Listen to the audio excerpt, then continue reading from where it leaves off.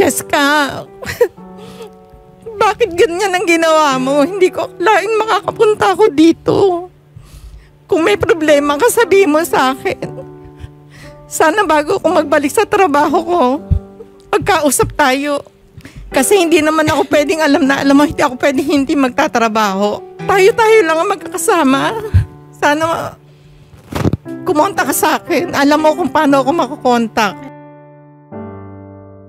Maawa ka naman. Alala ko sa'yo.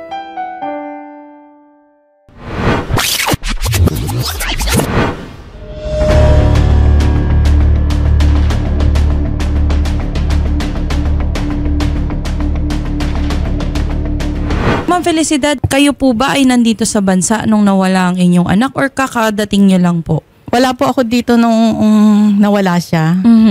Dumating ako nung August 21 nung nalaman kong nawawala siya. At galing po kayo sa ang bansa, ma'am? Saan po kayo nagtatrabaho? Sa Jeddah po. Okay. At paano mo nalaman, ma'am, ang masamang balita? Kasi po yung dorm na tinutulayan niya, nagsalita po, nagsabi sa akin nung 7 p.m. ng August 17. Okay. Wala pa daw po si Francesca. Tapos ngayon, sabi niya, siguro meron siyang project sa school kasi pumapasok sa Arellano, Mabini, Vito Cruz. De hanggang hating gabi, hanggang kinabukasan, wala pa rin po siya doon. Ngayon, nag-alala na ako. Siyempre po, naghanap na rin ako. Ngayon, hindi na ako mapalagay. Kaya nagpaalam na ako doon sa amo ko sa Sa Jeddah po. At kaya napauwi na kayo sa Pilipinas. Pumayag naman po sila. Dahil yung anak ko po, sa totoo lang, nagbakasyon siya sa Jeddah ng 1 year. Pauwi niya lang nung July 1 this year also. Para mag-aral po? Opo. Okay. Kasi nag-aral din po siya sa Jeddah. Nagbakasyon siya, visit visa 1 year. Okay po. So, itong si Francesca, ma'am, nabanggit nyo kasi kanina na nag-aaral siya sa Arellano, no? Yes po. Siya po ay kolehiyo? Yeah. Po? Ano po? Grade 11. Grade 11. Nung huli nyo pong pag-uusap, ma'am, meron po ba siyang nabanggit na siya po ay lalabas kasama mga kaibigan o may proyekto pong gagawin? Ano po ang huli ninyong pag-uusap? Nung huli namin pag-uusap August 16, bali alas 7 rito ng gabi sa Pilipinas or 8. Opo. First time niya magsusot ng uniform. Sabi ko ngayon sa kanya, mag-picture ka, gusto ko makita yung fitting ng uniform mo. Sabi niya, okay mami, sabi niya. Pero after that, nag-picture siya ng kahit hindi, nung gabing yun. Tapos sinend niya sa akin.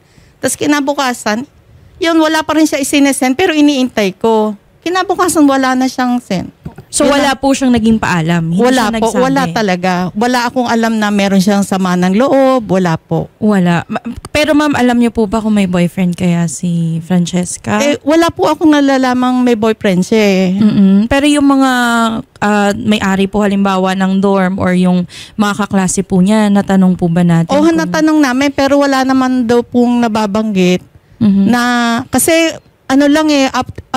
almost 2 weeks pa lang ang pasok niya Opo. Kaya wala siyang ganong kalalim na kaibigan. Opo, dahil kakagaling nga lang yan, Jeddah. Pero yung mga kaklase niya, ma'am, kasi syempre kung may mga proyekto yan, baka naman na-involve si Francesca doon, baka sinamahan nila.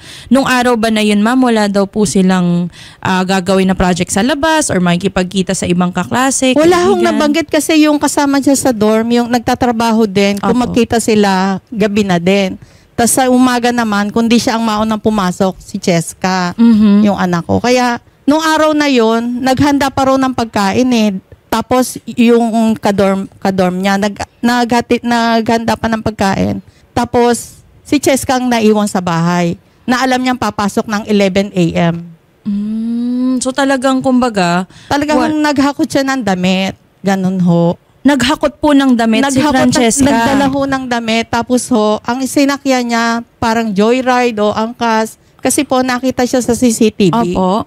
Ayun. So yung hinakot niyang damit, ma'am, ibig sabihin wala na yung mga valuables niya sa bahay. Wala na po yung mahalaga niyang gamit. So mga damit, malamang yung kanyang damit, wallet, laptop, cellphone, laptop, kinuha niya din. Tapos ngayon, Kinokontak namin lahat yung ano niya, Facebook, Messenger. Wala ho, deactivated po lahat. How about yung cellphone number niya, ma'am? Matatawagan pa ba natin? Hindi na po wala na po talagang access eh. Hindi Wala na po ba yun? Di ba meron ngayon sa mga cellphone, ma'am, yung kaya mo nang malocate yung Hindi kung ko na ho nasaan alam. po? Nagpaano na ho kami, wala pa hong ibinibigay na na details. Wala pa din po talaga. Wala pa din po. Pero ang cellphone niya po, iPhone 13, na alam ko, malolocate siya. Opo, yun nga po Pero sa hanggang ngayon, iPhone. wala pa rin hong sagot Wala pa ang rin mga po. pulis. Opo. Okay. Pero ano po ang initial na investigation, ma'am, ng Ngayon mga po, pulis natin? September 1, may kumontak po sa amin. Kasi si Cheska pala, nagtrabaho sa isang kondo na parang assistant na may paglilinis ng bahay, ganyan. Tapos ngayon, Okay. naano sila kay Cheska na parang na-concern. Naghanap sila ng Facebook ni Cheska.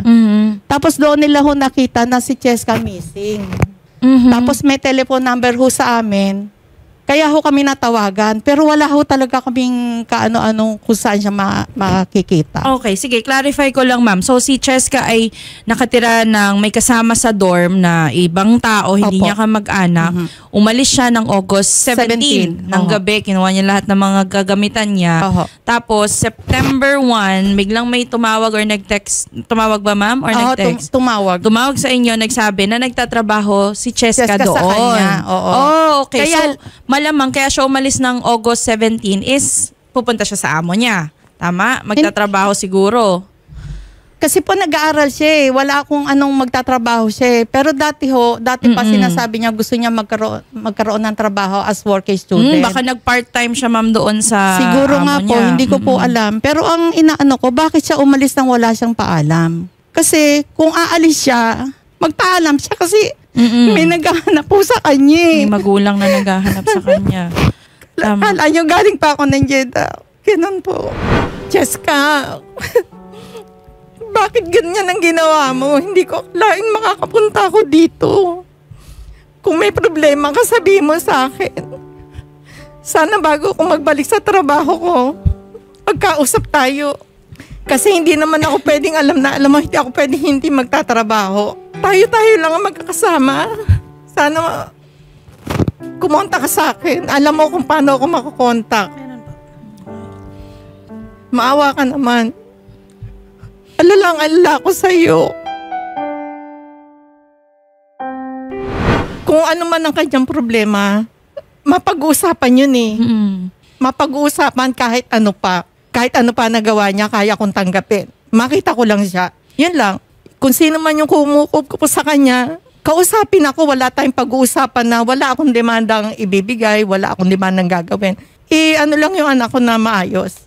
Pero itong employer na sinasabi niyo, ma'am, yung tumawag sa inyo ng September 1, kailan po nila huling nakita si Cheska? Si Francesca? September 2. Importante din na malaman kung sino. Baka kasi may nakita din sila nung bago umalis si Francesca sa kanila. Kung September 2 nila last nakita, ibig sabihin, buhay pa siya nung September 2. Yes po. So from the moment na umalis siya ng dorm ng August 17 hanggang September 2, alam natin na okay pa siya. Opo. So ang crucial is malaman kung sino yung kasama niya nung September 2 onwards at saan sila possibly nagpunta. Nung araw na yon, nakuha na sila ng CCTV sa 7-Eleven. Sinong kasama niya, ma'am? May kasama po siya isang lalaki. Doon sa video, ma'am, kilala niyo po ba yung lalaki or Hindi hindi po. po? Hindi niyo Pero din kung kilala. siya man po yung kumukup kay Cheska, makipag-usap sa akin. Baka po inaano siya ni Cheska na wag mo kung ganon, humihingi ako ng tulong sa'yo, ganon. Maiintindihan ko lahat kung ano yung problema ng anak ko. Yung video po ba na yun, ma'am, ay naibigay na natin sa mga polis? Hindi po. Baka pwede nating ibigay, ma'am, baka sakaling makatulong kung matitrace po yung plaka or yung pagkakakilanlan, baka may mga... Doon ho sa plaka, wala ho eh. Ang ano ko lang yung mukha ng tao. Doon natin sisimulan, ma'am. kilalanin natin kung Opo. sino yung may-ari ng motor, Oo. saan po nakatira, or kung sino po Meron yung po, lahat nagdadrive. po may video. Opo, mas maganda po yun para at least malaman natin kung saan ihinatid si Francesca before Opo. po siya mawala talaga ng communication sa inyo. But in any case, ma'am, wag po kayong mag-aalala. Kami po dito sa Wanted sa radyo will continuously cooperate with you at saka po sa mga kapulisan para mahanap po natin agad si Francesca. Sana ma'am. nga po, ma'am. Apo. Francesca, kung nanonood ka man, sana makita mo ang mama mo na talagang alalang-alala sa'yo. Ayun. Okay. Sige ma'am, salamat po. Thank Magandang you po, hapon po. Attorney Ma'am Sherry. Apo. Salamat Salamat po. po. Maraming salamat, ma'am. Ay, ito yung video. Yan yung video. May helmet So, Pero may pic, ayan no, kita yung... Pero parang kilala niya kasi. parang kilala niya. Parang ito kilala niya kasi kinuha yung bag eh. Tignan mo, play Siya mo pa yung ulit. nagbuhat nung Oo, bag. di ba? Parang Opo. pinagbuhat siya ng bag. So, ayan yung tinatanong ko kay ma'am kanina na kung may alam ba na baka may boyfriend Opo. or baka naman kaibigan na tinutuluyan sa ibang bahay or something. So, Yes. mahalaga na malaman din yun sa mga kaibigan ng bata. Francesca Marie Pranada, kung sino man po yung nakakakita or nakasama ni Francesca Marie Pranada, magpaalam ka lang sa nanay mo na okay ka lang para hindi nag-aalala. Oo, kasi babalik din siya ng Ayun. Jeddah daw eh. Opo.